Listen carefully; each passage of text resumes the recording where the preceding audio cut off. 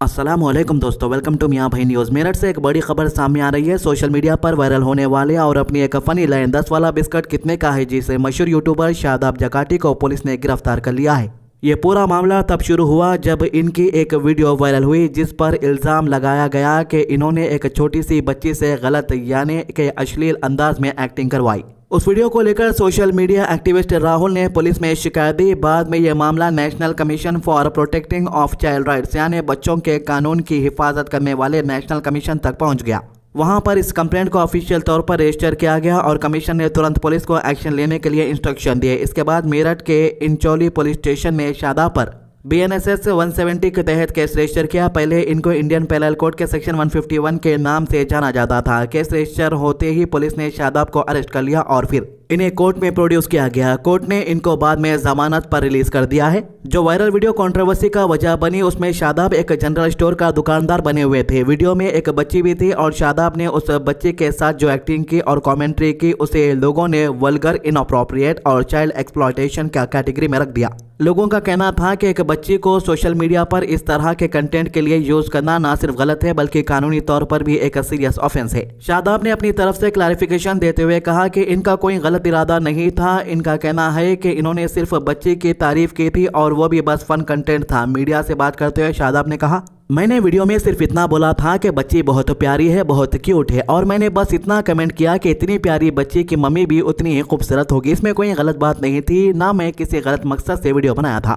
शादाब ने यह भी कहा कि वीडियो पोस्ट करने के कुछ वक्त बाद ही इन्होंने खुद ही उसे डिलीट भी कर दिया था और अगर किसी को उस वीडियो से तकलीफ हुई है तो दिल दुखा है या किसी तरह के इमोशनल हर्ट हुए तो माफी मांगते हैं। शादाब का कहना है कि उन्हें यह भी नहीं पता था कि उस पर कौन सी सेक्शन में केस रजिस्टर हुआ है। पुलिस ने कहा है कि इन्वेस्टिगेशन अभी चल रही है। सोशल एक्टिविस्ट और कंप्लेनेंट का कहना है कि चाहे सोशल मीडिया हो चाहे कोई भी प्लेटफॉर्म, बच्चे या बच्चियों को किसी भी गलत तरीके से इस्तेमाल नहीं होना चाहिए। ये एक जीरो टॉलरेंस इशू होना चाहिए। इस पूरे मामले को लेकर सोशल मीडिया पर गर्म बहस चल रही है। कुछ लोगों का कहना है कि शादाब ने ओवर एक्टिंग में लिमिट क्रॉस कर दी, जबकि कुछ लोग कह रहे हैं कि ये शायद एक अननेसेसरी कंट्रोवर्सी बना दी गई है और इतना सीरियस इशू नहीं था।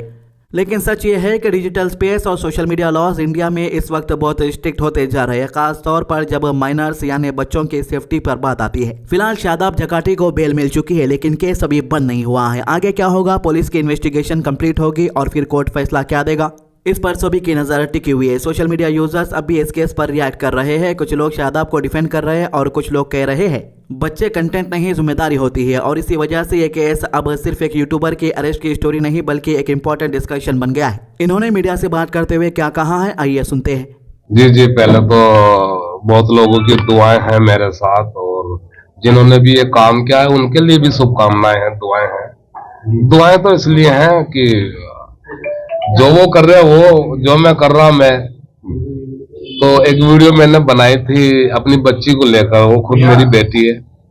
तो बस मैंने उस वीडियो में इतना ही बोला है कि आप एक क्यूट हैं, बहुत प्यारी बच्ची हैं या खूबसूरत हैं तो आपकी माँ भी इतनी खूबसूरत होंगी।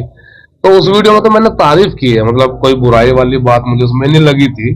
मैंने बहुत सोच समझ के वो वीडियो डाली लेकिन बाद में मैंने उसे डिलीट कर दिया। अगर जो किसी भी मेरी इस वीडियो से नुकसान हुआ है या उनका दिल दुखा है या परेशानी हुई है तो उसके लिए हम सॉरी बोलते हैं। तो खुद की बेटी को आप खूबसूरत हो बोलकर सोशल मीडिया पे पोस्ट करना एक वीडियो भी जुर्म बन गया है। देखिए, अगर किसी के ऐसे कंटेंट के ऊपर एक्शन लिया जा रहा है तो ठीक है, लेकिन सभी कंटेंट के ऊपर एक्शन लिया जाना चाहिए जो ऐसे कंटेंट बना रहे हैं। और इंडिया में खास बात यह है कि फेमस लोगों को ही टारगेट किया जाता है और ऊपर से बेचारा उत्तर प्रदेश के अंदर है और मुसलमान है तो टारगेट होगा ही। इसके अलावा बात करते हैं हैदराबाद की। तेलंगाना DGP ऑफिस के बाहर कशीदगी बढ़ती गई जब अय्यप्पा भक्तों और BJYM वर्कर्स ने एहतजाज करने की कोशिश की। हैदराबाद के लकड़ी का पुल में मौजूद तेलंगाना DGP ऑफिस के सामने उस वक्त माहौल गर्म हो गया जब पुलिस ने एहतजाज करने वालों को आगे बढ़ने से रोक दिया और कई लोगों को हिरासत में ले लिया। एहतजाज करने वाले लोगों का कहना था कि पुलिस डिपार्टमेंट के कुछ ऑफिसर्स जो अय्यप्पा दीक्षा ऑब्जर्व कर रहे हैं उनके खिलाफ जो पॉलिसीज इंप्लीमेंट की जा रही है उससे हिंदू जज्बात को ठेस पहुंच रही है। यह सारा मामला तब शुरू हुआ जब साउथ ईस्ट जोन पुलिस का एक इंटरनल मेमो वायरल हो गया।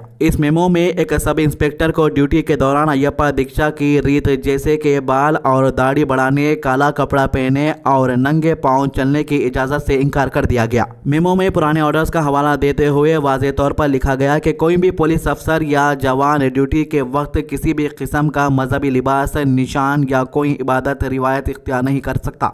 मेमो में यह भी लिखा गया कि अगर कोई ऑफिसर अय्यप्पा दीक्षा या किसी और मजहबी रिवायत को पूरा करना चाहता है तो उसे फॉर्मल लीव लेना पड़ेगा। और जब से ये मेमो लीक हुआ है तब से सियासती दलों ने अय्यप्पा भक्तों में काफी गुस्सा देखने को मिला। इनका कहना है कि यह फैसला रिलीजियस फ्रीडम और फेथ के खिलाफ है, लेकिन मेरा मानना है कि फेथ के खिलाफ नहीं है। जो फैसला लिया गया है बिल्कुल सही है, क्योंकि यहाँ पर लीव लेने के लिए कहा गया है, किसी के भी मजहब को फॉलो करने से नहीं रोका गया है। जानबूझ के इसको मुसलमानों से भी जोड़कर देखा जा रहा है। खासतौर से ये बोला जा रहा है कि रमजान में मुसलमान ऑफिसर्स जो है रोजा रहते उन्हें क्यों नहीं रोकते। देखो भाई, पहली बात तो पुलिस डिपार्टमेंट के अंदर मुसलमान ना के बराबर है, और जो मुसलमान रमजान में रोजा रहते हैं वो लोग ये नहीं बोलते कि हम लोग कुर्ता पैजामा और टोपी पहन लेके चाहते नहीं तो नहीं आते बोल के। जितने भी पुलिस ऑफिसर मुसलमान हैं सारे रूल्स एंड रेगुलेशंस को फॉलो करते हुए अपनी ड्यूटी निभाते हुए रोजे में रह के अल्लाह की इबादत भी करते और अपनी ड्यूटी भी पूरी करते।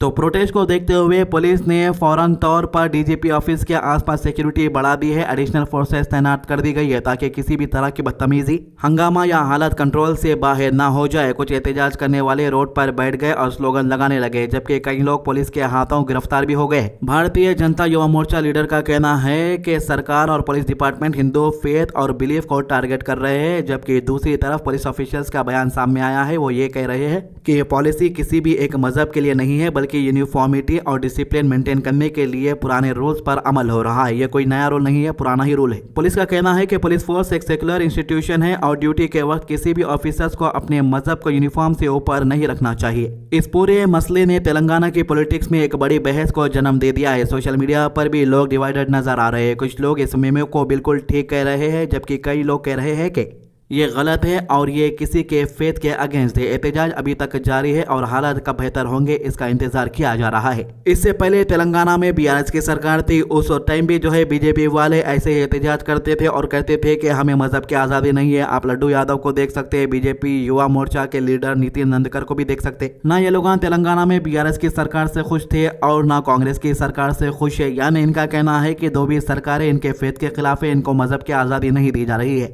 जैसे कि आप देख सकते हैं गुंडागर्दी बीजेपी के लीडरों की, और नितिन नंदकर जानबूझ के पुलिस के सामने बड़े बड़े नारे लगा रहा था, पुलिस वालों को ढका रहा था। पुलिस वाले ऑलरेडी इसको टारगेट डाल के बैठे, कब अकेला मिला कब इसको डाल लेना टेंडर बोल के। तो जैसे ही अकेला मिल गया पुलिस वाले भी सोचे मौका सही है इसको उठा के लेके जाने का, और पुलिस वाले, एक पुलिस वाला इसकी टांग पकड़ लिया, दूसरा पुलिस वाला दो हाथां पकड़ लिया और बाकी के लोग इसके कमर पकड़ के उठा के लेके चले गए। क्या बेतुका उठा लिए भाई, कुछ भी ना होता। बाजू कुछ उस्मानिया है, अगर से इसके ऊपर नीचे भी हो गए तो जब एडमिट करा के लेवल कराए थे समझो। पुलिस वालों को भी भरोसा है भाई उस्मानिया हॉस्पिटल के ऊपर। देखिए भाई, जहां पर मजहब की आज़ादी की बात है, मजहब की आज़ादी का मतलब यह है कि आपके मजहब को फॉलो करने के वास्ते यहाँ पर कोई भी नहीं रोक रहे कि ये नहीं बोल रहे कि भाई आपके मजहब का फॉलो नहीं करना बोल के। गवर्नमेंट ड्यूटी की रिस्पेक्ट करो भाई। अगर से आप गवर्नमेंट ड्यूटी की रिस्पेक्ट करेंगे तो गवर्नमेंट वाले आपको कितना पैसा देते, कितनी दौलत देते, रिटायरमेंट के बाद भी पेंशन रहती, कई चीज़ें रहती, कई फैसिलिटीज फ्री रहती। जो लोग गवर्नमेंट ड्यूटी के वास्ते तड़प रहे लोगों को जाके एक बार मिलो, उनको पूछो क्या परेशानियों का सामना करना पड़ रहा है। जिनको गवर्नमेंट ड्यूटी मिल गई वो लोग हमको आज़ादी दो बोल के लड़ रही है। अजीब एहतजाज चल रहा है हैदराबाद के अंदर,